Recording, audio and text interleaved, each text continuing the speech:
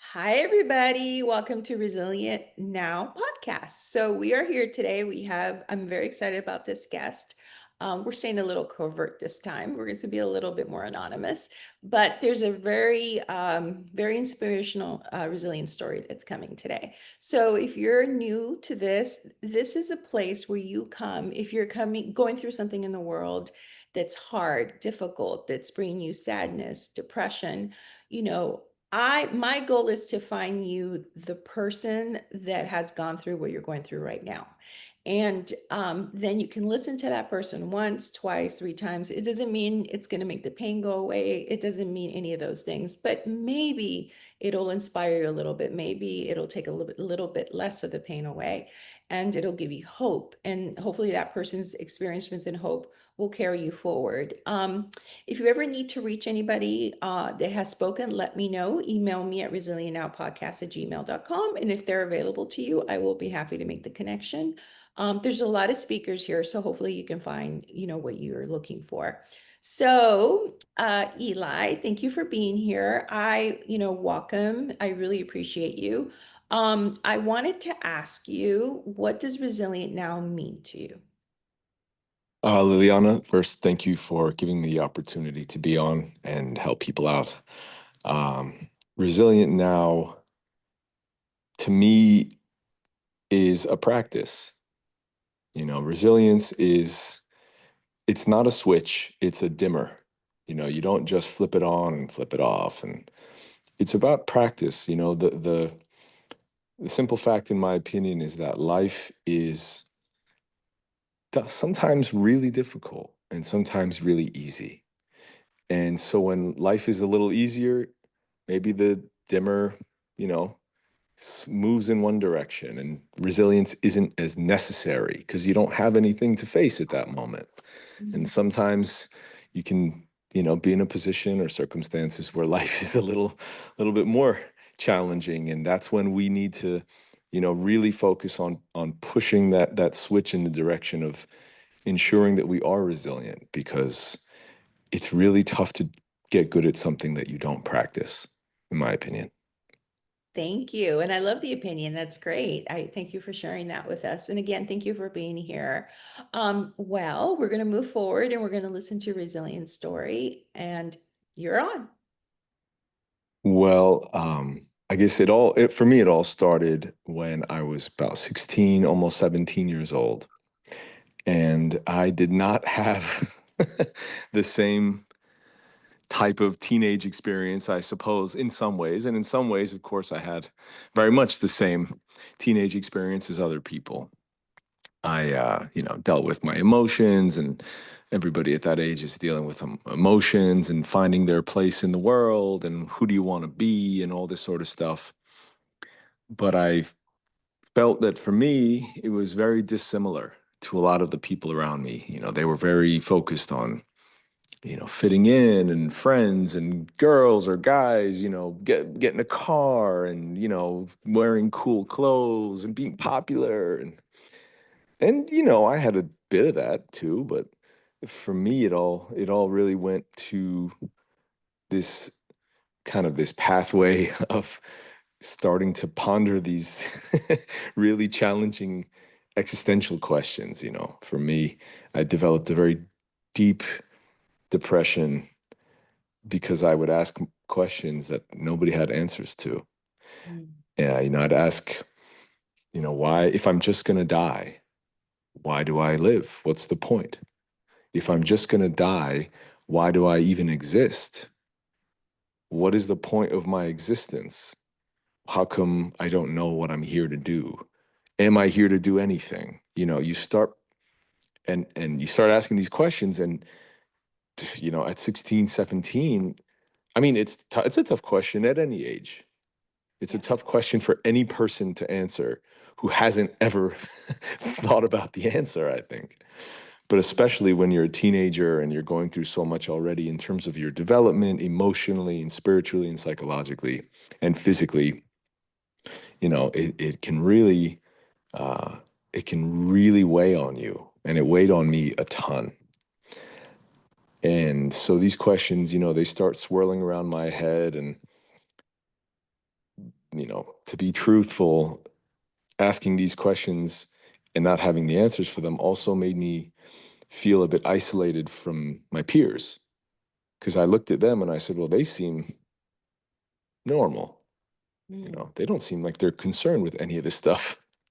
And it made me feel like, okay, so there's definitely something wrong with me, you yeah. know? Why am I not concerned about, like what girl likes me and what girl doesn't? Why am I not trying to make this captain of the sports team or whatever, Why Mm, I didn't care about much in high school, I'll be honest. I thought high school was kind of a waste of time.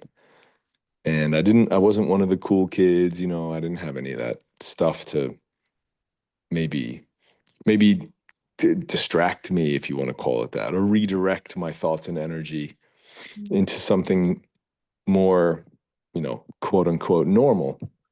Yes. And so I lost a lot of motivation. I didn't really do much in school.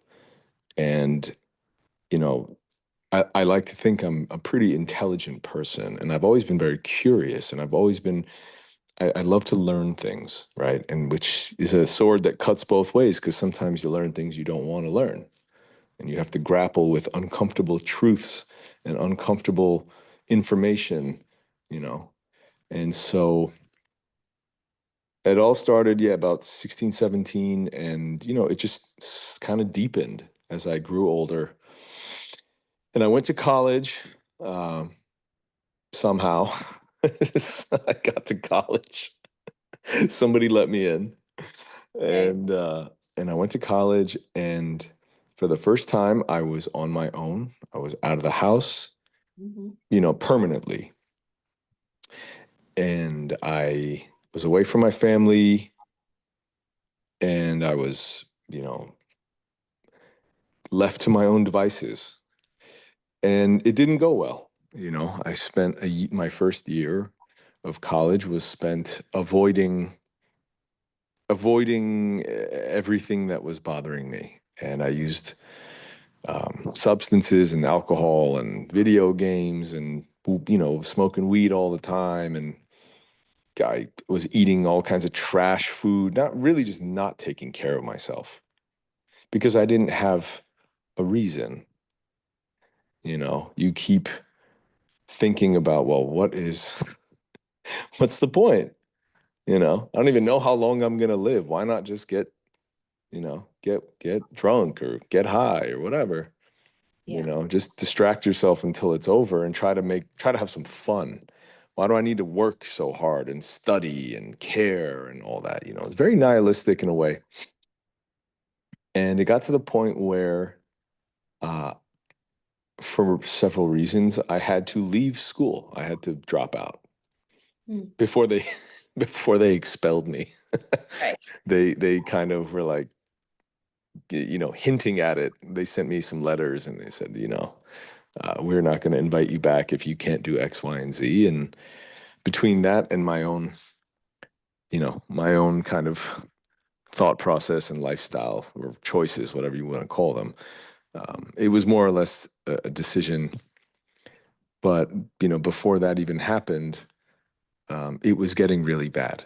My awareness of my own, uh, I guess it was my awareness of my own, uh, what's the word? Lack of caring, indifference. It Right. was my own indifference to my own existence that despite all of my attempts to distract myself, to avoid the questions that I had been asking myself and just pondering and all the questions that come out of them, over and over, there's some quiet time when you're alone and you're by yourself and you're trying to care, you know, and you keep asking yourself, well, why should I? And asking myself why I should care. Uh, in retrospect, now I look back at that and I'm just like, I know why now. But at the time, it's like, yeah, why should I? What's the point? So why, You know? why, why, why should you care? Why should have you cared? I want to hear that part. I'll get there too. I think to get to that part, I have to explain that I was very lucky. Okay. I was very lucky because I uh, I did get to the point of going down this spiral, if you want to call it, for so long that I could no longer resist the urge. Because at first, when I think about maybe killing myself, taking my life, it was scary. Mm. Because on one hand, there's a part of you that says, you don't want to do that. Yeah. But then there's another part of me that goes, yeah, I do. I don't really see a point to suffering for another 80 years, or even 50 years, being this person having this experience. What's the point? I'm just going to die anyway. Why at least I get to die on my terms. Yes. And so I got to the point where I had planned it all out and very deliberately. I mean, I started reading about suicide and reading about how other cultures have treated, how other culture, I read a lot about, samurai and their whole seppuku, the whole ritual of killing yourself, and other cultures about, talking about how taking your life was almost an honorable thing or necessary or expected even.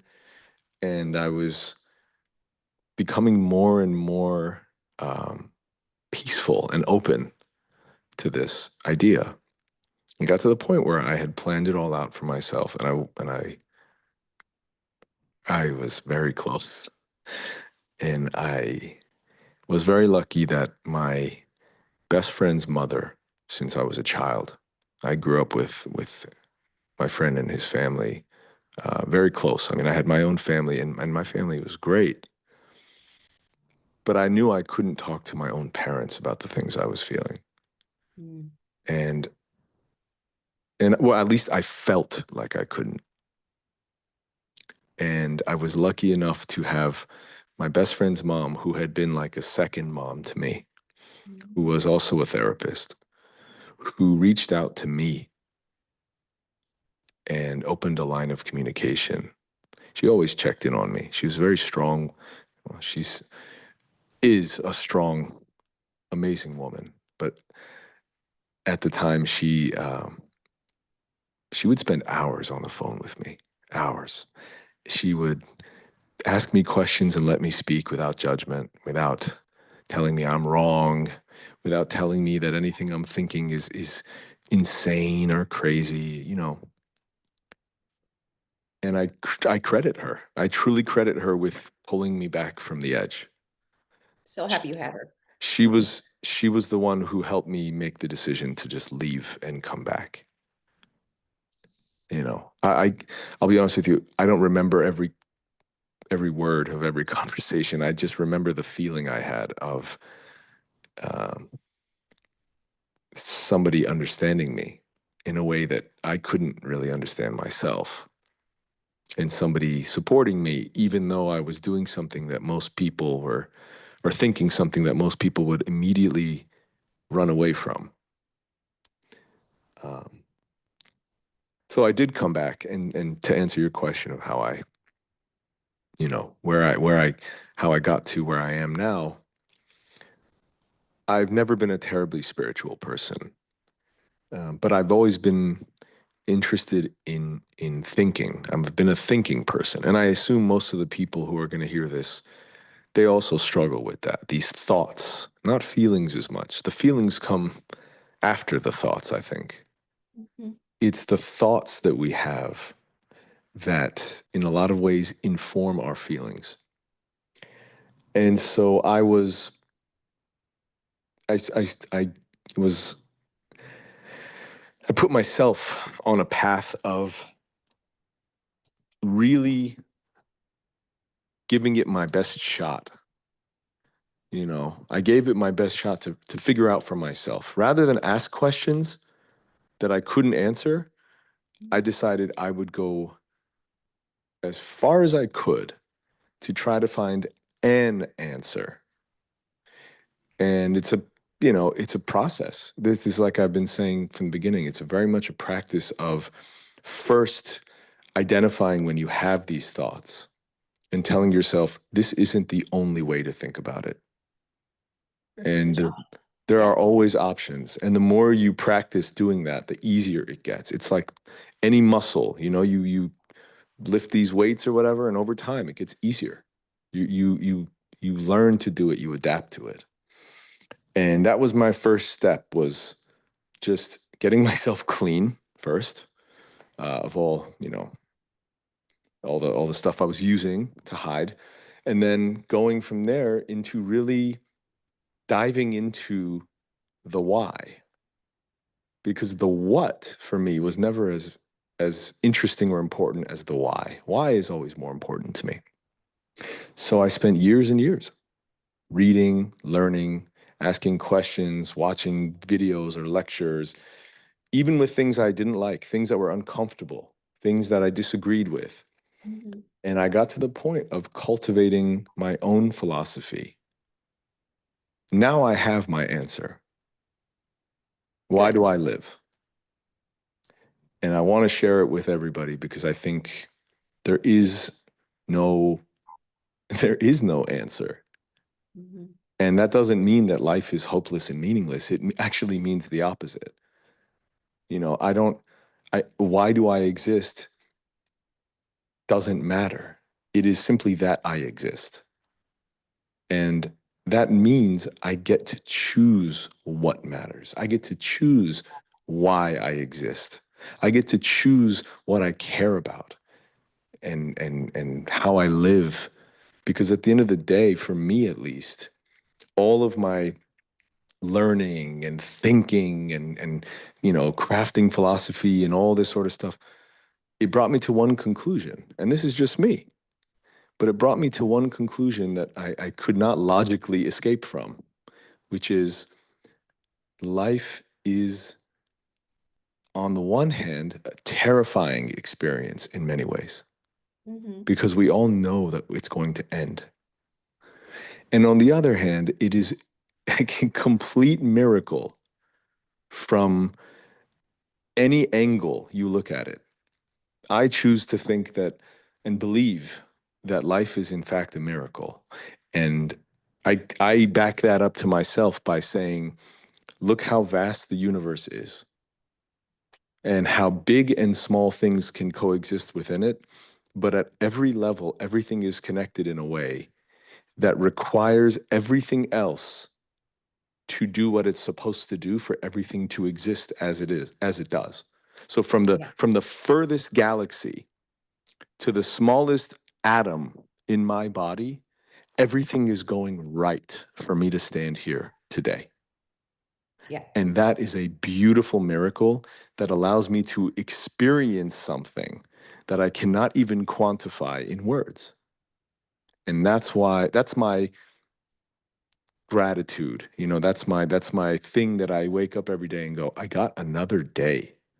Everything in the universe is going right for me to exist. Whether I exist in the way I want to, maybe, maybe not. Things don't always go right in life, but it is the fact that I get to exist, which is what gives me meaning in life. Because I understand that there's no way for me to create life. There's no way that I could create anything really. I can only play around with what exists. Right. And so for me, getting to exist within the scope of that infinite existence is miraculous and humbling.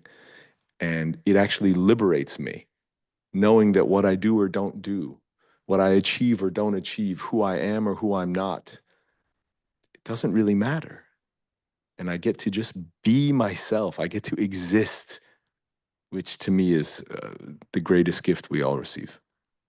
Yes, indeed, Eli. I'm so glad you existed. I'm so glad about your friend's mom and she was there for you. And I'm so happy about that because you sound like an amazing person. So I'm so happy you're here with us. So we have to close, but before I always close, I always try to ask the speaker to give me their top gratitude. So can you give me your top gratitude today?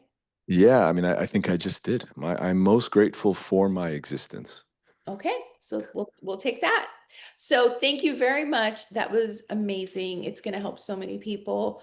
Um, please listen in. We'll have a lot of speakers, and just go be resilient now and make it a beautiful day for yourself.